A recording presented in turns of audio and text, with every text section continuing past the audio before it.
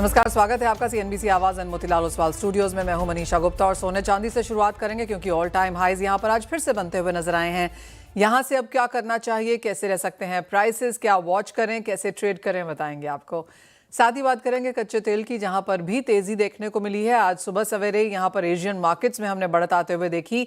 $64 प्रति बैरल के लेवल्स हमने यहां पर कच्चे तेल में आते हुए देखे और उसी के साथ साथ करीबन 5% की तेजी कच्चा तेल आपको ऑलरेडी इस साल में दिखा चुका है। इन सब पर बात करने के लिए हमारे साथ कृष्णा डायमंड के founder and MD Ghanshyam Dholakia हैं, लक्ष्मी डायमंड के chairman and MD Chetan Mehta, Nirmal bank securities के वाइस प्रेसिडेंट कुणाल शाह। कुणाल, नमस्कार।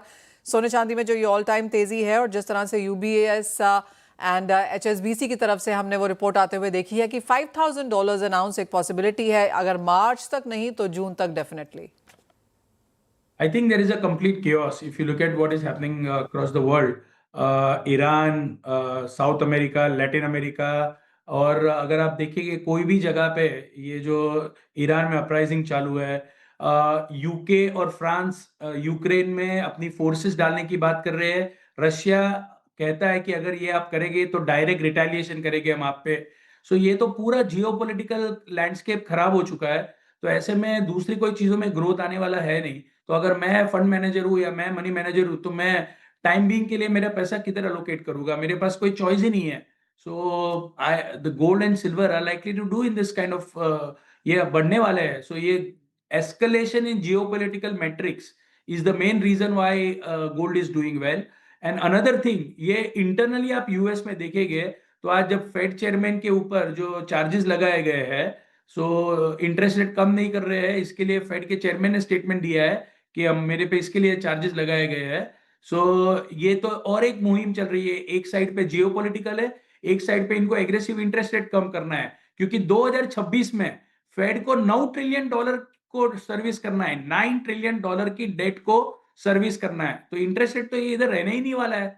सो कुल मिला के तेजी का माहौल कंटिन्यू रहेगा, ऐसा ही लग रहा है। मुझे लग रहा है गोल्ड, मेरा टारगेट था 4650 4700 का, इसको 4800 तक मैं अपवर्ड रिवीजन करूंगा। Okay. और मुझे लग रहा है कि this is a complete chaos and gold and silver should do well in this.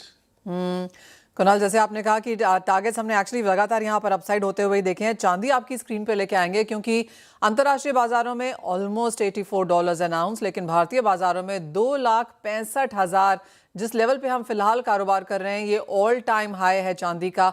33% की तेजी पिछले एक महीने में। जिस तरह से चांदी ने यहाँ पर बिल्कुल ही रैटिक एक्सेंट्रिक टाइप्स ऑफ मूव्स दिए हैं, कुणाल, यहाँ पर आपको क्या लगता है, क्या लोगों को लेना चाहिए, नहीं लेना चाहिए, होल्ड करना चाहिए, प्रॉफिट टेकिंग करनी चाहिए, क्या करना चाहिए? देखिए, अभी भी चांदी में कोई मंदी के ट्रिगर नहीं आ रहे हैं। सप्लाई साइड एग्रेसिवली रिस्पॉन्ड होती हुई नजर नहीं आ रही है। और अगर आप देखेंगे ये जो केओस चल रहा है पूरे वर्ल्ड वाइड, सो एक साइड पे जो मैंने आपको जियोपॉलिटिकल और यूएस का इंटरनल समझाया, दूसरी साइड पे रॉ मटेरियल, चाइना जितना भी रॉ मटेरियल जो एसेंशियल है डेटा सेंटर्स के लिए, ईवी के लिए, बैटरी के लिए, वो सबको, कॉपर रहेगा, वो सिल्वर रहेगा या जो भी रहेगा, सबको कॉर्नर कर रहा है। सो एक तो सप्लाई टाइट है, उस पे से चाइना एक्सपोर्ट पे रिस्ट्रिक्शन डाल के बैठा है और यूएस इसको क्रिटिकल मिनरल लिस्ट में डाल के बैठा है। तो मुझे नहीं लगता है कि नियर टर्म में एक बार 94-95 डॉलर तक चांदी टेस्ट कर सकता है, क्योंकि इसने पहला हाई ब्रेक कर दिया है। ये इसमें स्टोरी कोई नई नहीं है। जब तक ये केओस है, जब तक ये अनसर्टेनिटी है और ये commodities led China versus US जो वॉर चल रहा है, ये कंटिन्यू ही रहेगा मुझे लग रहा है। और that should drive silver towards 2,85,000 to 2,90,000, और कॉमेक्स पे $94-95 तक की अपसाइड आपको और देखने मिल सकती है। So both commodities should do well. किसको, मुझे ये हर लेवल पे समझो ऐसा लगेगा कि कंफर्ट नहीं है, पर कंफर्ट लाना पड़ेगा, इसमें ट्रेडिंग करना पड़ेगा। और स्टॉप लॉस के साथ अभी आप $80 का स्टॉप लॉस रख देना चाहिए, और ऊपर में $94-95 तक की जगह ओपन हो गई है, इसको कैपिटलाइज करना चाहिए।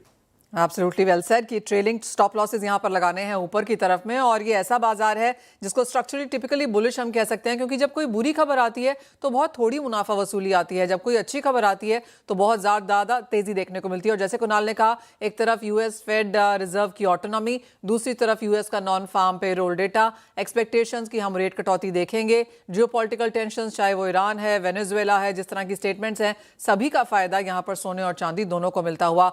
हमारे साथ अब किसना डायमंड के घनश्याम ढोलकिया जुड़ चुके हैं। घनश्याम जी नमस्कार, शुक्रिया साथ देने के लिए। और सबसे पहले आपसे भी सोने चांदी के ऊपर ही बात करना चाहेंगे। जिस तरह की ऑल टाइम हाईज हमने आज फिर से बनते हुए देखे हैं, आप कैसे देखते हैं प्राइसेस और इसका इम्पैक्ट ज्वेलरी की खरीदारी पर? सबसे पहले तो नमस्कार मनीषा जी। ऐसे खुशी भी है, गोल्ड का प्राइस बढ़ते तो खुशी भी है। एक साल पहले समझो 78,000 में खरीदा था, आज 144,000 हो गया। पर लोग खरीदते भी है, जैसे बताया कि थोड़ा टाइम के लिए लोगों के मन में जरूर रहता है कि इतना बढ़ गया तो क्या होगा। पर जैसे रियल में मेरा तो सोच ये कि कंजम्पशन ही बढ़ रहा है, लोग ज्यादा खरीदते पहले की कंपेयर में, उसके लिए प्राइस बढ़ रहा है।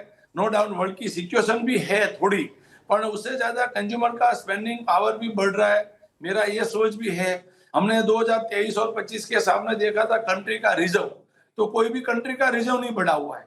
2023 से उससे 2-5% बढ़ा हुआ है, तो टॉप 20 कंट्री का रिजर्व नहीं बढ़ा, तो गोल्ड का प्राइस क्यों बढ़ा? मैं स्पेशली गोल्ड की बात कर रहा हूँ। तो उसका मतलब ये भी है कि कंजप्शन इंडिया चाइना में भी बहुत बढ़ा हुआ है, ये दोनों बड़ा कंट्री है, वो भी एक रीजन है। और आगे जाके हो सकता है 2 साल में 3 साल में बहुत बढ़ गया हुआ है तो थोड़ा स्टेबल होगा, पर जब तक वर्ल्ड की सिचुएशन जो है अनिश्चितता है, उसके हिसाब से बढ़ने का चांस जरूर है।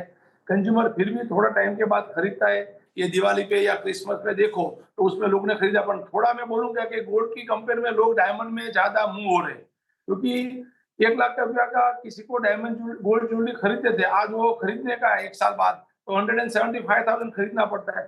वही डायमंड ज्वेलरी उसको 135,000 में आ जाती है। उतना डायमंड में बढ़ा नहीं है, तो मूव जो गोल्ड से मूव डायमंड का हो रहा है। तो ये क्रिसमस की सीजन में भी, दिवाली सीजन में भी डायमंड का कंजम्पशन बढ़ रहा है, तो डायमंड वाले के लिए अच्छी चीज है। और कंज्यूमर भी बहुत महंगा खरीदेंगे और प्राइस बढ़ेंगे तो सबको डर लगता है कि शायद टूटे नहीं, तो थोड़ा मूव हुए तो अच्छी बात है, क्योंकि कोई भी चीज बहुत ऊपर जाती है तो डर लगता है, और अल्टीमेटली वही डर हमारा कॉन्फिडेंस डाउन करता है, और हमारा जो मनी है, हमने जो पैसा कमाया हुआ है वो डाउन जाता है। तो मेरा ये भी मानना है, और थोड़े थोड़े कंज्यूमर भी आज समझ गए कि बहुत बढ़ गया तो हम डायमंड में खरीदे। अच्छा, कंज्यूमर का लाख का बजट था, वो 1 साल में 2 लाख का नहीं हो गया, 10% 20% बजट बढ़ता है, और वही डायमंड ज्वेलरी उसको 135,000 में आ जाती है। तो डायमंड पे मुंह थोड़ा हो रहा है, ऐसा मेरी सोच। और हमारे रिजल्ट भी आ रहे, कृष्णा का स्टोर में भी हम देखते हैं। अभी कल ही हमारा इनोग्रेशन हुआ था, छत्तीसगढ़ में हुआ, बिलासपुर में, तो 129 हुआ। तो जहां पे भी देखते हैं उस टायर में, मेट्रो में तो डायमंड यूज कर ही रहे, लेकिन ट्रांसपेरेंसी बढ़ा, विश्वास बढ़ा। बिलासपुर में जो प्राइस में मिल रहे वही प्राइस में रायपुर में मिल रहे, कृष्णा वही प्राइस में दिल्ली में मिल रहे, वही मुंबई में मिल रहे। तो बिलासपुर वाला भी यही सोचेंगे मैं ब्रांडेड खरीदूं, तो और किधर जाने की क्यों जरूरत है, वही पॉलिसी वही प्राइस में मेरे को इधर बिलासपुर में मिल रहा है। जी, तो घनश्याम में जैसे आपने कहा कि सोने चांदी में तेजी है, of course return of investment यहाँ पर लोगों का अच्छा खासा है, लेकिन जो नई खरीदारी है वो स्टैंडर्ड यानी कि डायमंड में ज्यादा देखने को मिली है। आपने कहा बिलासपुर में एक और स्टोर खोला है आपने, अब टोटल कितने फ्रेंचाइजीज एंड स्टोर्स हो गए आपके? 129 हो गए। 129 हो गए। और क्या प्लान है इस साल में, 2026 कैलेंडर ईयर में क्या प्लान है? प्लान तो ये है कि भाई 150 पूरा करें मार्च से पहले। टीम हमारी जुड़ी हुई है, सब लगे हुए हैं, तो श्योर पूरा हो जाएगा। पर प्लान है 150 मार्च एंड तक पूरा करने का प्लान है। घनश्याम भाई, जैसे जैसे आपने कहा कि काफी सारी सिटीज एंड स्टेट्स में अब आप यहाँ पर देख रहे हैं, नए नए स्टोर्स भी खुल चुके हैं, किस तरह का फीडबैक है यहाँ पर? टियर 2 टियर 3 सिटी में ज्यादा स्पेंड है, मेट्रोज में ज्यादा स्पेंड है, इन करंट प्राइसेस पे स्पेशली किस तरह का फीडबैक है ऑन ग्राउंड? नहीं, जो मेट्रो में तो ऑलरेडी डायमंड बिक ही रहा था और लोग खरीद रहे थे, और अभी 2-3 टायर में भी खरीद रहे कि वहां पे भी उसको विश्वास बढ़ा हुआ है, ट्रांसपेरेंसी वजह से बढ़ा हुआ है। उसको ब्रांडेड में मैंने बोला वो भी है कि मेरे को और किधर जाने की जरूरत नहीं, मेरे टाउन में वही प्राइस से मिल रहा है, तो मैं बाकी टाउन में जाने की क्या जरूरत है, उसके हिसाब से मिल रहा है। ये जैसे बता रहे, मैं आपको बोलूंगा, अभी हमने कृष्णा मैराथन किया था पूरे इंडिया में, तो उसमें भी लोगों साथ में जुड़ गए, जैसे बताया कि भाई हमारा कृष्णा मैराथन 10 साल पहले स्टार्ट किया था, ये सामने दिखाया तो विचार आए, तभी तो हमने नहीं सोचा था कि भाई पूरे इंडिया में करेंगे। ये दिवाली में हमारा जब कृष्णा का 100 स्टोर हुआ तभी हमने सेलिब्रेशन किया कि भाई हमारे फ्रेंचाइज ने बोले कि हमारे सिटी में भी करिए ना। तो मैं जैसे बिलासपुर गया था, रायगढ़ गया, और मैं सभी जगह पे हमारे कृष्णा का मैराथन हुआ, तो 55 सिटी में हुआ। तो हमारी टीम ने बोला कि वर्ल्ड में किधर भी 55 सिटी में तो एक साथ नहीं हुआ, तो हमने अटेम्प्ट किया गिनीज बुक में, और 7 तारीख को ये गिनीज बुक वाले यूके से आए और रिकॉर्ड दिया, तो हमने इंडिया का नाम रोशन किया। वो डायलॉग है ना, अगर आप कोई चीज दिल से चाहो करो तो पूरी कायनात उससे तुमसे मिलाने की कोशिश कर जाती है। तो पूरा इंडिया में, और उसमें इंटेंशन ये था कि स्वच्छता के लिए कर रहे, जो कृष्णा मैराथन कर रहे स्वच्छता के लिए कर रहे, और अल्टीमेटली जो मैराथन दौड़ेंगे उसकी हेल्थ तो अच्छी रहेगी। और इंडिया तो मैं बार बार बोलता हूँ कि सुपर पावर बनने वाला ही है, तो अच्छी हेल्थ हम रखेंगे तो हम देख पाएंगे ना। तो पूरे इंडिया में सभी लोग साथ में जुड़ गए, और सोचा नहीं था 10 साल पहले या तो 3 अक्टूबर को भी कि भाई गिनीज बुक में इंडिया का नाम आ जाएगा।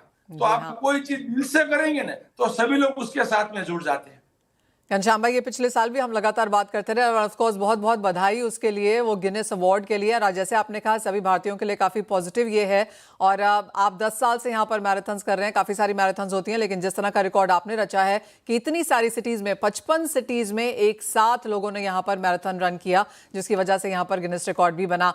घनश्याम भाई, अगर मैं पीछे मुड़ के देखूँ 2025 में तो 50 स्टोर्स भी हो गया, 100 स्टोर्स भी हो गया, मैराथन भी हो गया, काफी सारी नई नई चीजें आपने यहाँ पर बिजनेस के साथ साथ भी करी हैं। 2026 में अब यहाँ पर क्या प्लान्स हैं? 2026 हमको आगे बढ़ाने का है, कैसे ज्यादा सिटी में कृष्णा को लेके जाए, कैसे ज्यादा लोगों को हेल्थ अच्छी रखे, कैसे ज्यादा लोग को जोड़े, क्योंकि इंडिया बहुत बड़ा एक स्टेट है, नो कंट्री है। यूपी में जाओ 25-28 करोड़ का पॉपुलेशन है, तो एक कंट्री का नहीं है। तो मैं तो बोल रहा हूँ भाई सभी सेक्टर वाले को कि भाई इंडिया में फोकस करिए, इंडिया में made in India, design in India, use in India. India में इतना बड़ा मार्केट है तो बड़े बाकी जाने की जरूरत नहीं। नो डाउन हमको एक्सपोर्ट भी करने का है, पर इंडिया में भी बहुत स्कोप है। तो जो टाउन में भी कृष्णा नहीं है वहां पे करेंगे, जहां पे किया है और वहां पे स्कोप अच्छा मिला हुआ है वहां पे रिस्पॉन्स करेंगे, क्योंकि मार्केट बहुत बढ़िया है। और हमारे भगवान ने बहुत अच्छा प्रोडक्ट दिया हुआ है गोल्ड डायमंड वाले को, तो कि हर रोज खुशियां बांटते हैं। जो खुशियां बांटेंगे उसके घर में तो खुशियां रहेंगे। तो ये जो 55 का रिकॉर्ड किया, तो खुशियां और ग्रुप में जुड़ गई, इंडिया में और बढ़ गई, तो और बाकी का शहर में जाएंगे और एक्सपांड करेंगे। तन मन और धन से कोई भी काम करते तो जुड़ते। पर मैं बधाई देता हूं हमारे फ्रेंचाइज पार्टनर को भी, वो सभी दिल से हमारे साथ जुड़ गए। छोटे छोटे टाउन में पहली बार, करीमनगर में बोले पहली बार मैराथन हुआ, लोगों ने नाम नहीं सुना था। ये जो रायगढ़ है वो छत्तीसगढ़ का है, तो ऐसे बहुत सारा गिरडी है वहां पे पहली बार हुआ। तो बहुत सिटी में पहली बार कृष्णा का मैराथन हुआ। वो हमने किया था गया में मैराथन किया, तो ये सिटी में कोई मैराथन नहीं कर रहे, सिवान में किया बिहार में। तो ये सिटी वाले बोले ये तो बहुत बड़ी बात है कि कृष्णा आने से हमारी हेल्थ का भी केयर करती है, कृष्णा प्लांटेशन भी करते हैं, गरीब लोगों को खाना भी खिलाते हैं, ब्लड डोनेशन कैंप भी करते हैं। तो सभी लोग अच्छे के साथ में जुड़ जाते हैं और हम आगे बढ़ जाते हैं। घनश्याम भाई, बहुत शुक्रिया साथ जोड़ने के लिए, और आपको फिर से एक बार बहुत ज़्यादा बधाई, क्योंकि डायमंड बिजनेस के साथ साथ जो आप ये बाकी सारे काम कर रहे हैं वो भी काफ़ी हद तक यहाँ पर सराहनीय हैं। बहुत शुक्रिया हमारे साथ आज यहाँ पर जुड़ने के लिए। भले तो हुई डायमंड्स की बात, और ऑफ कोर्स उस गिनीज बुक की रिकॉर्ड भी, जहाँ पर हमने एक नया रिकॉर्ड यहाँ पर इंडिया के लिए घनश्याम भाई को लाते हुए देखा है। लेकिन प्राइसेस पर एक और सेंस ले लेते हैं। हमारे साथ अब यहाँ पर जुड़ रहे हैं लक्ष्मी डायमंड के चेयरमैन NMD चेतन मेहता। चेतन जी नमस्कार, शुक्रिया साथ जुड़ने के लिए। और जिस तरह से सबसे पहले तो गोल्ड प्राइसेस पे ही बात कर लेते हैं, एक और नया दिन, एक और नया हाई, अब यहाँ से क्या लगता है आपको? नमस्कार मनीषा जी, तो पहले आपका बहुत बहुत धन्यवाद, आपने मुझे आपके एक स्पेशल इंटरव्यू में मुझे बुलाया। जैसे हमने बताया कि गोल्ड के प्राइसेस हर साल, हर महीने, हर पल बढ़ रहे हैं, लेकिन कहीं ना कहीं हम इसको नकार नहीं सकते कि कहीं ना कहीं डिमांड में फ़र्क आया, लेकिन वो टेम्पररी डिमांड में फ़र्क हमेशा रहता है। लास्ट टाइम आपने देखा कि इन्वेस्टमेंट ज़्यादा हुई और ज्वेलरी की डिमांड कहीं ना कहीं कम थी, लेकिन इस साल हम देख रहे हैं कि इन्वेस्टमेंट और ज्वेलरी की डिमांड इक्वल जाएगी। और जैसे नया साल बढ़ा है, मुझे उम्मीद है कि लास्ट ईयर से इस साल हम बहुत बेहतरीन करेंगे। गोल्ड और डायमंड ज्वेलरी में बहुत अच्छी सेल होगी, ऐसा मेरा मानना है मनीषा जी। 2025 की अगर बात की जाए तो इन्वेस्टमेंट डिमांड अच्छी थी, लेकिन ज्वेलरी डिमांड में हल्की सी गिरावट थी। अब जैसे आप कह रहे हैं कि होप है कि इस बार बेहतर देखने को मिलेगा, क्या नंबर्स देखते हैं फिर आप? 100% पिक करेगा मनीषा जी, उम्मीद पे दुनिया कायम है। और कहीं ना कहीं इतनी शादियां हैं इस साल भी, लास्ट ईयर से भी डबल शादियां इस साल है, तो कहीं ना कहीं ज्वेलरी में डिमांड होगी। हाँ, हालांकि हो सकता है कि हमारी जो बड़ी ज्वेलरी की डिमांड कहीं ना कहीं कमी हो जाए, बिकॉज जो लास्ट ईयर जो बजट बना के बैठे थे, इस साल वो बजट में वो बड़ी ज्वेलरी फिक्स ना हो, लेकिन ज्वेलरी की डिमांड बरकरार रहेगी, ये मेरी उम्मीद है Manisha ji. Because last year ने भी हमने डायमंड गोल्ड ज्वेलरी में थोड़ा सा कम किया था, लेकिन मार्केट ने बहुत अच्छा कैप्चर किया, चाहे वो इन्वेस्टमेंट मार्केट ने। लेकिन इस साल मुझे लग रहा है इन्वेस्टमेंट मार्केट और ज्वेलरी मार्केट दोनों बेहतरीन करेगा, जिस तरीके से रिटर्न्स दिए लास्ट ईयर से इस ईयर में। और आपने एक नया लॉन्च किया है मुरली मनोहर कलेक्शन का, इसके बारे में बताइए, क्योंकि हमने इस बार स्पेशली इस सीजन में काफी सारे नए लॉन्चेस आते हुए देखे। मनीषा जी, मुरली मनोहर कलेक्शन ये मेरे बहुत दिल के करीब है, हम सबके दिल के करीब है। भगवान कृष्ण ने उनकी कथाएं हमने बहुत पढ़ी, उनके जितने भी अवतार हैं हमने ज्वेलरी में गोल्ड के पीसेस के द्वारा उनको डायमंड ज्वेलरी में हमने प्रकारित किया है, और ब्यूटीफुल एक लाइट वेट हैवी वेट की ज्वेलरी बनाई है। मुरली मनोहर कलेक्शन सिर्फ एक भगवान की ज्वेलरी नहीं है, ये एक इमोशन से, एक डिवाइन है, एक भगवान के लिए एक जो हमारी आस्था है उसके ऊपर बनाई हुई ये मुरली मनोहर कलेक्शन है। और ये कलेक्शन बहुत बेहतरीन, कल जब हमने उसको लॉन्च किया तो बहुत बेहतरीन सक्सेसफुल ये हिट हुई है। और ये कल्चर, हमारे कल्चर और आज के हमारे जो युग में भगवान का कितना इम्पोर्टेंट रोल है, और हम इसको सिर्फ पैसे से तोल नहीं सकते, ये हमारे इमोशंस के साथ तोला है। तो ये हमने वैरायटी ऑफ डायमंड ज्वेलरी में पेंडेंट्स, नेकलेसेस, स्टड्स, बहुत सारी ब्यूटीफुल ज्वेलरी इस बार हमने मुरली मनोहर कलेक्शन में कल लॉन्च की है। उसका बहुत अच्छा रिस्पांस मिला है, और इससे मुझे पता चलता है कि आगे हमें बहुत सारे और कलेक्शन लॉन्च करने हैं। ऑलराइट, तो एग्जैक्टली वही मेरा फाइनल क्वेश्चन है फिर आपसे, 2026 के लिए अब लक्ष्मी डायमंड के यहाँ पर क्या विजन है, क्या प्लान है? मनीषा जी, जैसे मैंने लास्ट ईयर की स्ट्रैटेजी से इस बार हमने स्ट्रैटेजी थोड़ी सी चेंज की है बिज़नेस की तरफ। हमने इस बार सोचा है कि हर एग्जीबिशन में हमको एक कलेक्शन लॉन्च करना है। उसका अभी एक बहुत रीज़न है, एक तो गोल्ड प्राइसेस जैसे हाई हो रहे हैं, तो कहीं कहीं एक इनोवेशन आपको मार्केट में रखना पड़ेगा, नई चीज़ें बनानी पड़ेगी। तो जैसे हमने इस बार मुरली मनोहर कलेक्शन लॉन्च किया है, तो नेक्स्ट टाइम हम एक लक्ष्मी का कलेक्शन लॉन्च करना चाहते हैं। वैसे अलग अलग 10-12 प्रकार के इस साल में हम कलेक्शन लॉन्च करेंगे। वो कलेक्शन अफोर्डेबल होंगे, प्राइजेस में होंगे, और बहुत सारे एग्जीक्यूट डिज़ाइन में, हैंडमेड ज्वेलरी में बनाए हुए रहेंगे। तो इस बार हमारा टारगेट है कि लास्ट ईयर हमने जो ज्वेलरी ब्राइडल कलेक्शन वगैरह बनाए, इसके ऊपर हम इस बार कलेक्शंस के ऊपर बहुत ज़्यादा ध्यान देंगे, और अच्छे अच्छे कलेक्शंस बना के जो रिटेलर्स को मोहमुक्त कर सके, और रिटेलर्स अपने कंज्यूमर को अच्छे पीसेस बेच सके। और आज के गोल्ड रेट में आपको इनोवेशन करना पड़ेगा, और अगर इनोवेशन होगा, अगर अच्छी कुछ आपकी डिज़ाइनिंग और पैटर्न होगी, तो मुझे लगता है कि सेल 100% हमारे हाथ में है। और कहीं ना कहीं ये हमारा जो कस्टम कल्चर है उसको हम आगे लेना चाहते हैं, बिकॉज पैसा ही सिर्फ सोना नहीं, उसके साथ हमारे इमोशनल अटैचमेंट है मनीषा जी। तो इस बार पूरा लक्ष्मी डायमंड्स का ध्यान पूरे कलेक्शंस के ऊपर रहेगा। ज़्यादा से ज़्यादा हम कलेक्शंस बनाएं, तो उसके लिए ज़्यादा जेनजी, मिलीनियर्स और यंगस्टर्स को हम अट्रैक्ट कर सकें, यही हमारा कॉन्सेप्ट रहेगा इस बार। ऑलराइट, सो 10 से 12 नए थीम कलेक्शंस यहाँ पर लॉन्च होंगे, ताकि लाइट वेट ज्वेलरी और मिलेनियल्स को यहाँ पर अंदर खींचा जा सके। बहुत शुक्रिया चेतन जी, एज ऑलवेज साथ जुड़ने के लिए। वेल, इसी के साथ एक ब्रेक के लिए भी रुकेंगे, जब लौटेंगे तो आपके लिए लेकर आएंगे bond street. Bonds presents Bond Street. नमस्कार, बॉन्ड स्ट्रीट में आपका स्वागत है। और आपको बता दें कि आज हल्की सी तेजी यहाँ पर बॉन्ड्स में देखने को मिली है। 2 रीजंस हैं। एक तो ये कि आरबीआई की तरफ से हमने 500 बिलियन रुपए का यहाँ पर ओएमआई होता हुआ देख रहे हैं। दूसरा ये कि स्टेट बॉन्ड सप्लाई उम्मीद से थोड़ी सी कम है। जो 11 स्टेट्स हैं जो इशू कर रही हैं, वो 268.15 बिलियन रुपए जुटाने का लक्ष्य है, जबकि कैलेंडर 361.9 बिलियन का दिखाया गया था। तो कुछ सपोर्ट इन दोनों ही रीजंस की वजह से हमने यहाँ पर आते हुए देखी हैं। अगर हम कॉर्पोरेट डेट की बात करें तो पीएफसी यहाँ पर फंड जुटाने की उम्मीद में है, और एनसीडी के जरिए यहाँ पर पहले ट्रांच में करीबन 50 बिलियन जुटाने का यहाँ पर लक्ष्य है, जो बोर्ड की तरफ से अप्रूव किया गया था। आज जो एनसीडी है वो यहाँ पर इशू फ्राइडे को ओपन हो गया था, ये 30 जनवरी को बंद होगा, तब तक ये खुला है। और जिस तरह की ये क्वांटिटी है, अगर ये सब्सक्राइब पूरा का पूरा हो जाता है तो ये 8 साल का सबसे बड़ा रिटेल बॉन्ड इशू माना जाएगा।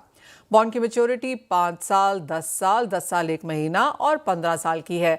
और अगर हम यील्ड्स की बात की जाए जो आरसीएफ देने वाला है, तो वो 6.8 और 7.3% प्रति वर्ष यहाँ पर मल्टीपल टेन्योर्स में है। 7.3% जो सबसे बड़ा है वो 15 साल की मैच्योरिटी के लिहाज से दिया जाएगा। एक और बड़ी चीज जो यहाँ पर बॉन्ड मार्केट्स में आपको नजर रखनी चाहिए वो है सेबी चीफ का बड़ा बयान जो उन्होंने एक एनमी की मीट में कहा है कि कॉर्पोरेट बॉन्ड मार्केट की पहुंच बढ़ाने की जरूरत है और इसके लिए बॉन्ड डेरिवेटिव ट्रेडिंग पर यहाँ पर सेबी विचार कर रहा है। क्लियरली बहुत पहले नहीं था जब नीति आयोग की तरफ से भी हमने एक बहुत बेहतरीन 7-fold रिपोर्ट आते हुए देखी थी कि किस तरह से कॉर्पोरेट डेट मार्केट को भारत में बढ़ाना चाहिए और उसके बाद सेबी चीफ की तरफ से ये बयान क्लियरली काफी पॉजिटिव है ओवरऑल एसेट क्लास के लिए। और फाइनली आज यहां पर रिटेल महंगाई दर के आंकड़े आने वाले हैं, शाम को 4 बजे वो आएंगे तो उस पर भी बाजार की नजर रहेगी। रुपया 90 के नीचे फिसला है, उसका ऑफकोर्स यहां पर असर देखने को मिलेगा, लेकिन ओवरऑल आगे जाकर इंटरनेशनल क्यूज कैसे रहते हैं बॉन्ड स्ट्रीट पर उसका भी असर आप बनता हुआ देखेंगे।